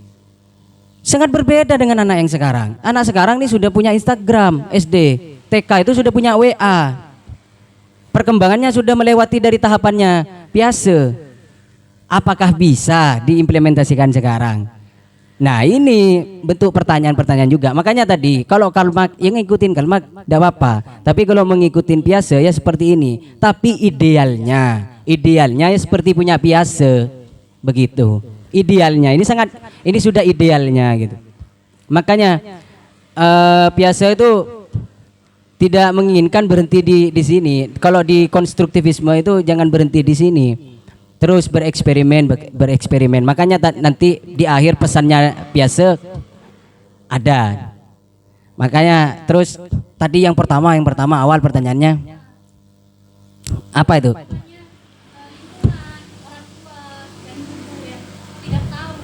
Oh ya. Bagaimana cara anak menentukan pilihannya? Kalau saya pakai teorinya Piaget, umur 2 sampai 7 tahun itu masih belum bisa masih belum bisa menentukan pilihan. Makanya kalau sejak TK ataupun SD diarahkan. Kan ada tahapannya. 7 sampai 12 tahun anak tuh sudah bisa memilih, dirangsang saja. Oh iya. Nah, sekarang problemnya guru tidak mengetahui hal ini dan orang tuanya sendiri lebih fatal, lebih tidak mengetahui. Nah, ini tugasnya kita masing-masing. Ini tugasnya kita masing-masing yang sudah mengetahui teori Piaget pada hari ini. Ini merupakan tanggung jawab loh. Nanti ketika kita pulang ke masyarakat, ini tanggung jawab kita bersama terhadap peduli pada education begitu. Ini tahapannya, begitu Mbak ya. Individualistik.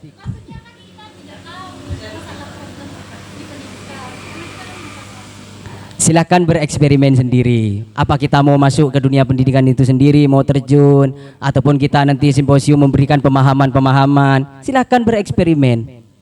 Jangan berhenti di Piaget.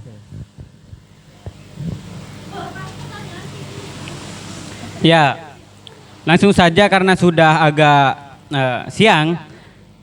Yang saya butuhkan di sini dari tadi sih.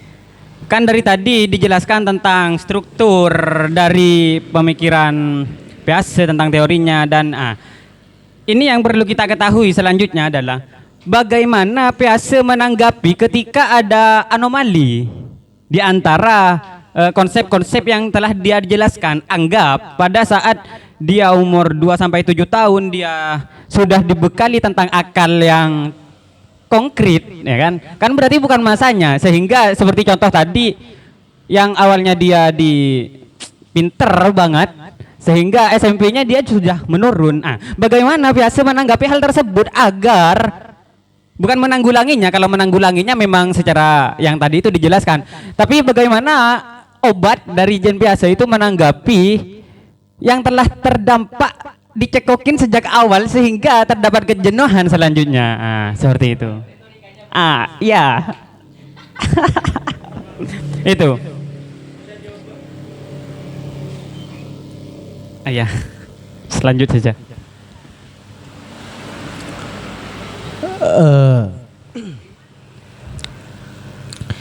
Ketika sudah terlanjur berarti ini adalah falasi, kegagalan. Perlu diketahui puncak dari kognitif tadi, pertanyaan Mas Faidol ya, Jean Piaget itu menginginkan bagaimana manusia itu nantinya dapat dia menyelesaikan persoalannya sendiri dengan caranya sendiri, yang jelas itu adalah menjadi cara baru tuh.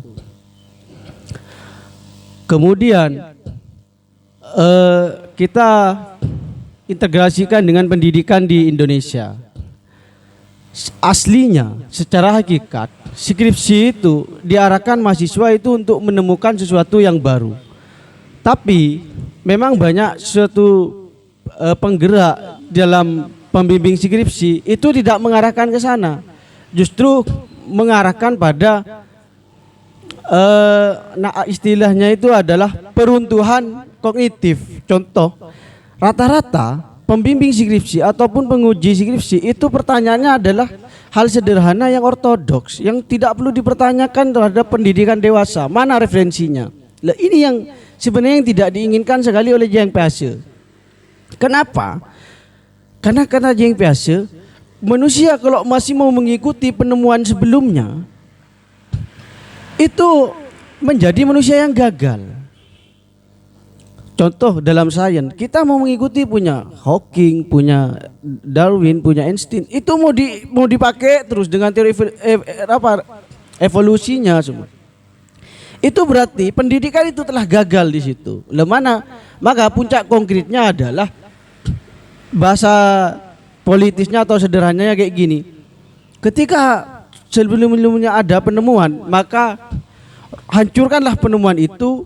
Kemudian untuk menghasilkan penemuan yang lebih baru lagi, baru nanti akan mencapai konkret kognitif.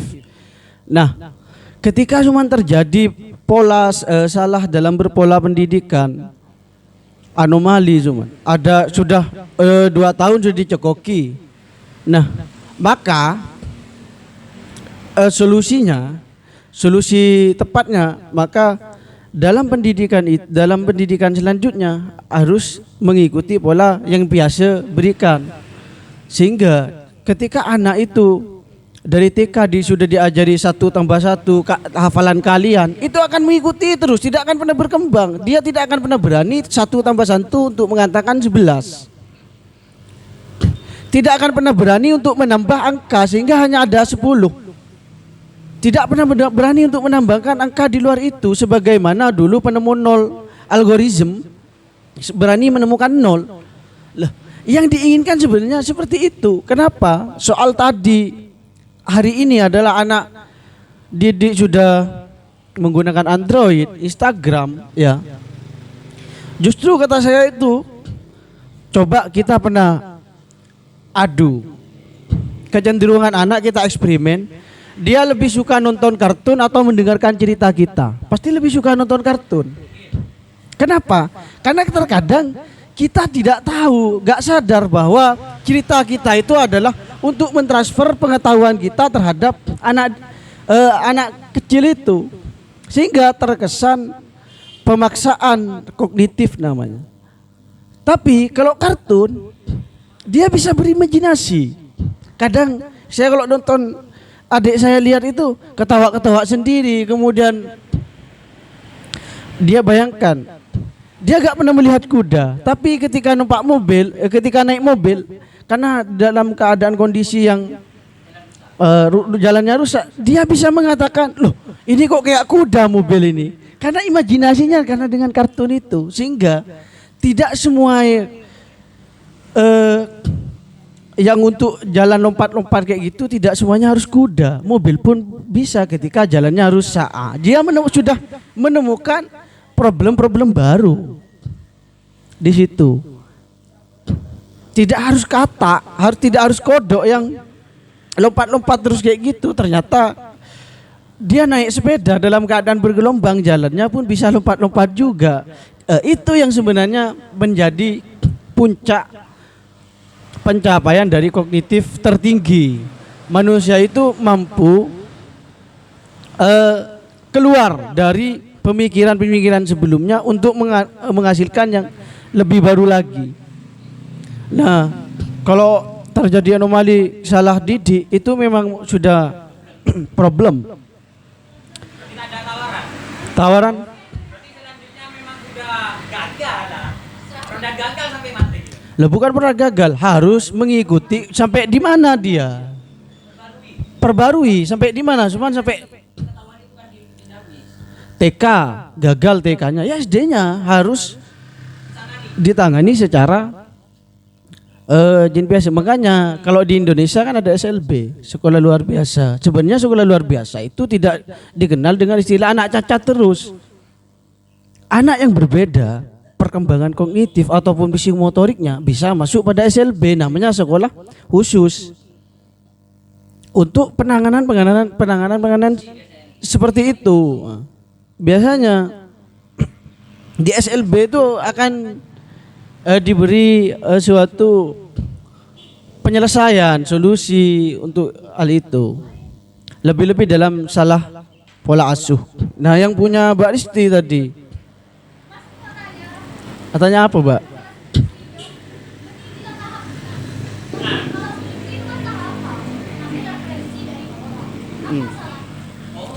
Oh, yang salah. Nah, bukan itu sebenarnya. Skripsi itu adalah referensinya dari orang.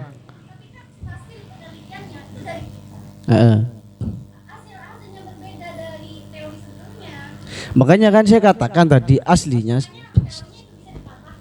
skripsi itu, saya katakan skripsi itu adalah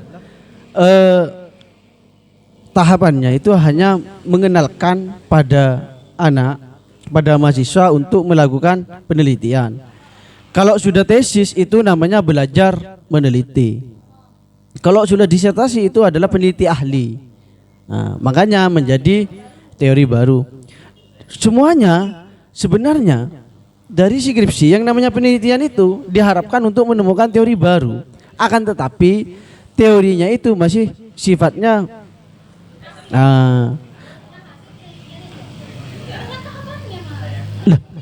skripsi itu, Mbak, untuk menghasilkan teori baru, tapi teori barunya itu namanya juga teori coba-coba. Makanya nanti di tesis itu baru belajar meneliti. Makanya diharapkan itu runtut. Nah, nanti di disertasi itu menjadi peneliti ahli namanya. Kan ada 3. Peneliti itu ada 3 hierarkinya. 1 mencoba meneliti, itu skripsi itu ada di tahap mencoba. Tesis itu belajar. Tesis itu belajar meneliti loh. Lah di disertasi itu sudah masuk penelitian. Lah nanti di prof itu sudah menjadi ahli, makanya digelar prof. Itu sudah apa namanya? Ahli. Nah, saya katakan praktek yang sering terjadi dalam dunia skripsi itu pasti referensinya mana? Referensinya harus 20. Tapi sebagai pegiat skripsi, pembimbing gak jarang menanyakan imajinasi kamu di mana. Saya dulu karena pembimbing saya adalah seorang psikolog alumni UGM. Ketika saya skripsi, dia tidak pernah nanya referensi satupun pada saya. Tapi saya cantumkan tetap referensi itu. Tapi yang dia sarankan pada saya, Mas, kamu ketika membuat skripsi, saya tidak mau tanya seberapa besar kamu mencari referensi, tapi seberapa besar kamu mampu menginjak-injak teori-teori yang kamu temui itu supaya kamu injaklah kemudian kamu terbang. Dia selalu tanya, imajinasi kamu apa dari ini? Lah iya, tapi prakteknya rata-rata kan referensi terus. Kan saya katakan tadi sistem gak salah, praktek. Iya, karena makanya benang merahnya yang saya jelaskan tadi adalah pegiat pembimbing skripsi itu tidak paham terhadap bagaimana untuk mengantarkan anak untuk mencoba eksperimen. Selalu referensi terus, tidak pernah imajinasinya kamu mana? Coba saya ingin lihat di skripsi itu, kan jarang. Pasti referensinya kok 5, referensinya kok 3. Satu pun referensi ketika imajinasinya luas, maka itu lebih baik kata saya daripada 1000 referensi.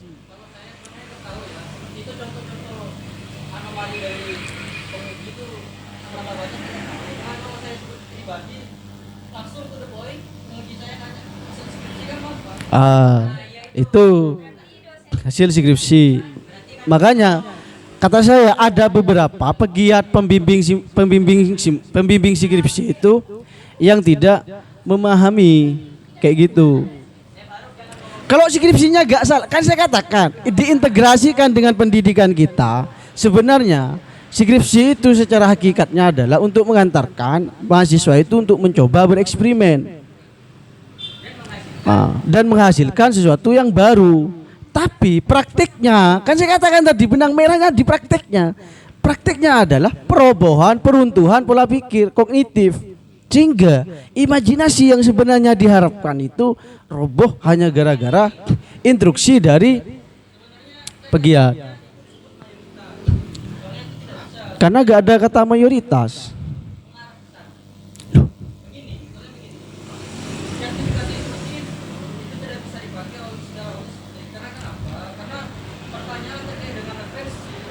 Kayak gini Mas, mohon maaf ya. Sik dulu, saya gak mau pakai perspektif hukum. Mohon maaf, itu perspektif hukum. Ya, sik. Dalam dunia pendidikan ada tiga siswa. Loh sampean belum paham. Gini Pak, gini. Ya, saya pahami dulu. Makanya dengarkan dulu. Ayo dengarkan. Saya capek kalau gak dengar. Taruh semuanya, yuk. Pendidikan, filsafat pendidikan. Dalam pendidikan, iya ya, ntar lagi saya jawab dengan pendidikan hukum terkait kebijakan. Kayak gini maksud saya. Skripsi itu diharapkan, saya gak menyalahkan referensinya. Menyalahkan itu adalah praktek. Ayo jangan falasi berpikir. Itu yang pertama. Loh, aneh Pak. Ini jejak digital, saya jelaskan. Ini tugas saya. Saya integrasikan pemikiran Jean Piaget dengan pendidikan Indonesia. Paham? Ya paham ya. Jangan ketawa, paham. Lah enggak bahaya ini loh. Bahaya karena saya bertanggung jawab terhadap saya sebagai pegiat pendidikan. Ya. Paham kan? Kayak gini, Pak. Kalau dalam dunia pendidikan itu satu persoalan, ya itu menjadi masalah besar. Itu dunia pendidikan. Cuman ini ada 1, 2, 3, 4, 5. Satu bermasalah itu menjadi masalah besar bagi pendidik. Ya ini pemahaman ini. Makanya saya jelaskan. Nah, secara esensi, skripsi itu adalah mengantarkan mahasiswa itu pada menghasilkan teori baru. Loh enggak, sini skripsi, enggak ada oknum. Karena skripsi adalah benda mati. Ya bantah lagi. Karena intelektual progresif itu kalau baca punya konsepnya Bang Fakih, bukan hanya pengetahuan saja, tapi bagaimana dia mampu menjawab persoalan dirinya. Makanya saya jawab tadi. Nah, itu pertama, Jean Piaget. Nah, skripsi, saya katakan lagi, secara esensi kan saya katakan tadi, skripsi ini secara esensi adalah loh. Sebenarnya apa bedanya hakikat sebenarnya esensi apa? Ayo saya tanyakan. Kan hanya beda. Iya terus.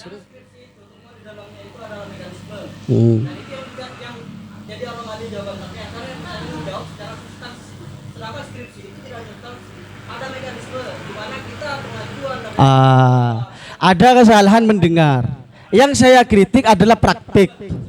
Makanya yang saya ayo putar ya. Loh, salah bicara katanya. Se dulu. Saya tetap mengkritisi skripsi secara praktik. Rata-rata.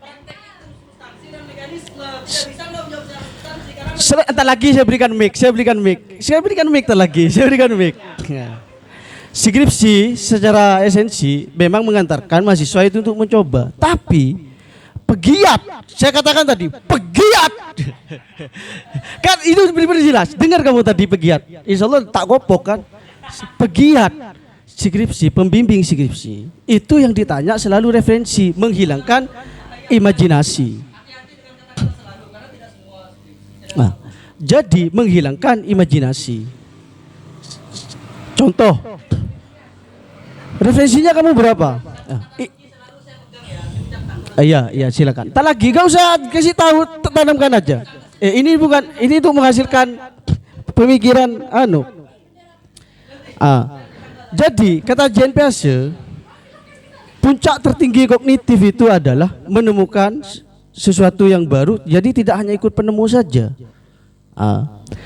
Makanya harapan dari berbagai tugas akhir sekarang kan sudah mau dihilangkan skripsi, dicoba dihilangkan karena dari beberapa faktor tadi dalam dunia pendidikan sudah dihilangkan. Ada salah satu perguruan tinggi di Madura sudah tidak pakai skripsi lagi. Kenapa? Dia lebih pakai buku. Kenapa? Karena identik. Karena dianggap coba-coba, maka di ruang baca skripsi itu hanya sebagai contekan untuk penelitian selanjutnya. Maka di dalam perguruan tinggi, salah satu perguruan tinggi di Madura sudah menghilangkan itu. Dan hal itu sudah sering dicoba, diuji baik secara kebijakan, secara hukum, mau dihilangkan sejak tahun 2000, sekitar tahun 2005 tahun lalu. Kan selalu dikritisi tentang skripsi. Gak penting. Makanya Risa Santoso sebagai rektor termuda di dunia, rektor Institut Asia 28. 28, saya umur berapa? Iya 27, dia 29, karena selisih 2 tahun dengan saya. Rektor Institut Asia Malang, itu kan rektor termuda di dunia. Kuliahnya di Amerika gak pernah menggunakan seperti skripsi. Akhirnya nyampe di Asia, kebijakan terbarunya ketika dia menjadi rektor, gak usah skripsi menjadi evaluasi kelulusan mahasiswa. Kenapa? Saya katakan praktiknya tidak sesuai dengan sistem yang diharapkan. Itu di Indonesia. Contoh, mau menerapkan JNPASE, karena saya coba integrasikan dengan pendidikan Indonesia. Mau menerapkan di punya JNPASE. Kita punya sistem namanya tripusat pendidikan. Pendidikan keluarga, pendidikan sekolah, dan pendidikan masyarakat. Tapi saya katakan lagi-lagi, mindset dan paradigma praktik pendidikan hari ini adalah praktik pendidikan sekolah terus yang secara hukum diberikan pelayanan. Sedangkan pendidikan keluarga itu pun hanya di sisi hukum keluarga saja yang ada. Tapi secara pendidikan keluarga itu tidak pernah digali secara mendalam. Hanya kesadaran itu baru muncul setelah kemarin dalam dunia pendidikan. Bagaimana cara ingin melibatkan orang tua sehingga harus ada sistem yang namanya zonasi di sekolah-sekolah, baik guru-guru, supaya apa? 3 interaksi tripusat ini adalah terjadi. Lah, praktik skripsi ketika Anda semua nanti menjadi dosen, kalau ingin bertanya jangan hanya referensinya mana, jangan, sehingga nanti asumsi dasar, paham sudah? Asumsi dasar, hipotesis yang diberikan di awal, itu sinkron dengan hasil yang akhir. Lah, entah itu nihil hasilnya ataupun tidak nihil, itu terserah, itu namanya penelitian. Tapi secara praktik, saya kemarin melakukan riset eksperimen 3 dosen. Saya tanya, bagaimana ketika Anda melihat mahasiswa hasil penelitiannya itu tidak sesuai dengan yang Anda inginkan? Loh, ya pasti diarahkan. Loh, kok bisa? Itu penelitian kok diarahkan, kata saya. Makanya 3, ini riset. Berarti ketika riset ini repot sampean. Kalau berbicara mayoritas, gak ada di dalam dunia pendidikan, mohon maaf, gak ada mayoritas, generalisasi gak ada. Satu saja membuat suatu persoalan itu adalah persoalan besar dalam dunia pendidikan. Sehingga makanya dalam skripsi ketika kamu meneliti tentang pemekasan, pekerja pasar di pemekasan tidak harus diteliti pasar. Loh, makanya saya katakan ini. Satu apa bisa mewakili satu negara? Mohon maaf, ini selesaikan saja. Ini eksperimen. Jadi ketika itu sudah menjadi penemuan, maka itu adalah hasil. Silakan Anda eksperimen sendiri. Cuman, tapi gue ini jangan digeneralisasikan, gak umum. Anda sudah gue eksperimen apa? Hari ini eksperimennya apa? Saya tanya. Iya, silakan. Kalau gak gini kan gak dikasih kesempatan. Yang pertama begini. Jika salah sistemnya perbaiki, jika salah oknum yang pecat, jika salah substansi baru dihapus. Mungkin tidak bisa menjawab semua. Kemudian karena Asia itu adalah lembaga institusi yang mengarah kepada praktis, jadi sebenarnya memang tidak terlalu penting persyaratan skripsi yang menjadi syarat kognitif. Iya, itu kan praktis sebenarnya. Kemudian selanjutnya, iya, tapi kan mayoritas dia teknologi. Kemudian selanjutnya, substansinya apa dari skripsi? Yaitu adalah hasil penelitian. Terus kalau pakai analisanya JNPASE ya gimana? Saya malah gak setuju. Jangan JNPASE. Karena bagi makanya kan saya karena kalau saya setuju berarti saya setuju dengan Anda kan gitu.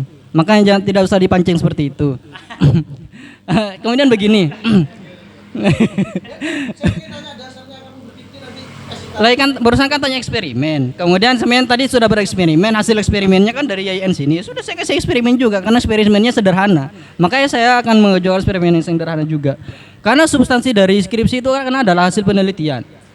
Kemudian itu substansi, kita bicara itu dulu. Kemudian pertanyaan tentang referensi, pertanyaan tentang penelitian terdahulu itu bukan substansi, tapi dia mekanisme dalam skripsi. Makanya saya bilang tadi skripsi kita tidak hanya membahas tentang substansi, tapi juga ada mekanisme yang harus kita lalui. Karena itu adalah paradigma berpikir secara penelitian. Enggak. Secara mekanisme ada. Tadi ada konsep mekanismenya enggak? Apa mekanismenya?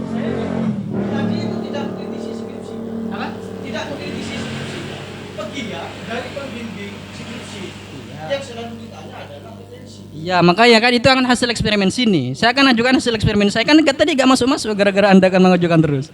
Hasil eksperimen saya mengatakan Bahkan UIN itu yang paling rendah secara praktek kognitif menurut saya pribadi itu ketika ujian. Ini ketika ujian ya, pertanyaan referensi itu ketika pengajuan bab 1 bab 2 itu hanya di penguji, bukan di penguji, di pembimbing.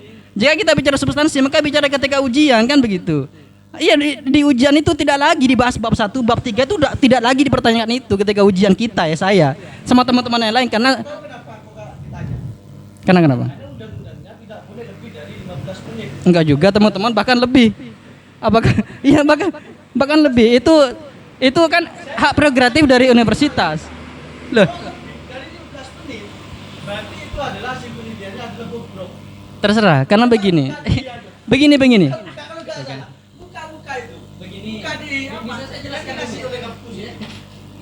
Bisa saya jelaskan.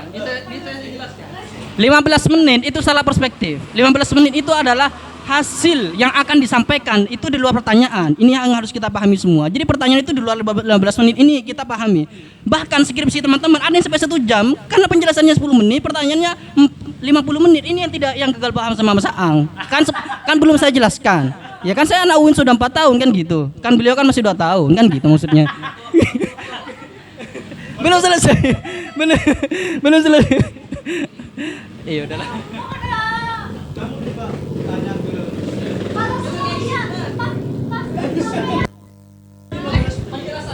Oke, baik.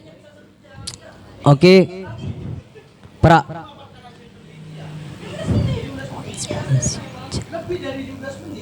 Baik. Oke, terima kasih. Secara proses diskusi kita hari ini sangat sesuai dengan apa yang diinginkan oleh Piase. Artinya umur kita 12 sampai selanjutnya, artinya kognitif kita sudah stabil dan tidak mau menerima tawaran-tawaran. Artinya kita harus menguji, kita harus menguji dan kritis. Ini yang diinginkan Piase.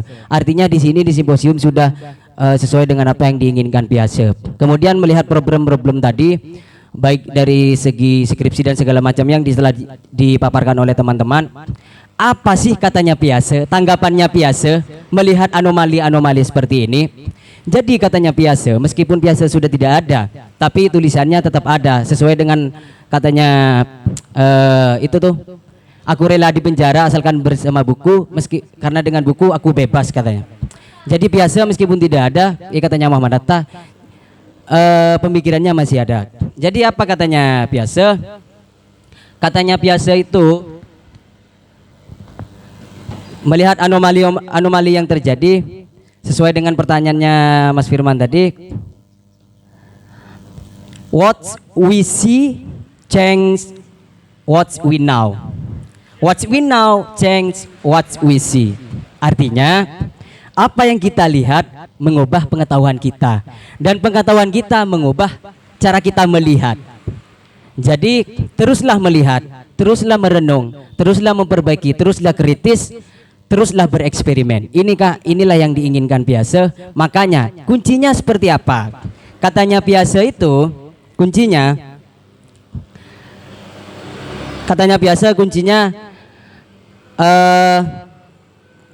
saya dulu. Jadi silakan bereksperimen, silakan kritis. Nah, katanya Piase, I call nothing without writing. Ini pesannya Piase. Pesan terakhirnya Piase, I call nothing without writing. Artinya, saya tidak bisa berpikir tanpa menulis. Ini katanya Piase, tulislah, karena dengan tulisan kita analisa kita itu semakin canggih. Itu katanya Piase. Tidak perlu dipublis secara website, secara koran, secara majalah ataupun secara jurnal. Jangan berhenti menulis katanya Piase. Karena dengan menulis analisa kita semakin canggih. Ini yang diinginkan Piase. Tulislah apapun itu yang bisa kamu tulis, karena tulisan membuat analisa kita menjadi canggih. Nah, pesan untuk guru-guru, berhentilah katanya Piase. Kepada guru-guru ataupun para pendidik dan para dosen, silakan ini disampaikan. Ini katanya Piase. Pak ada pesannya biasa Pak, silahkan sampaikan ke dosen ataupun para pendidik dan guru. Berhentilah, katanya biasa, berhentilah ceramah, katanya biasa, berhentilah ceramah. Jangan puas mentransfer, mencekoki, mendulangi solusi-solusi yang instan. Ini katanya biasa. Jangan puas, biarlah mereka anak didik kita menemukan hal-hal yang baru, menemukan jawaban-jawaban yang baru secara mandiri. Maka aliran konstruktivisme ini akan tercapai. Begitu yang diinginkan biasa. Oke, terima kasih. Ini merupakan diskusi penutup kita akhir tahun pada tahun 2020. Semoga nanti di tahun 2021 semakin progresif. Terima kasih. Kurang lebihnya mohon maaf. Wassalamualaikum warahmatullahi wabarakatuh.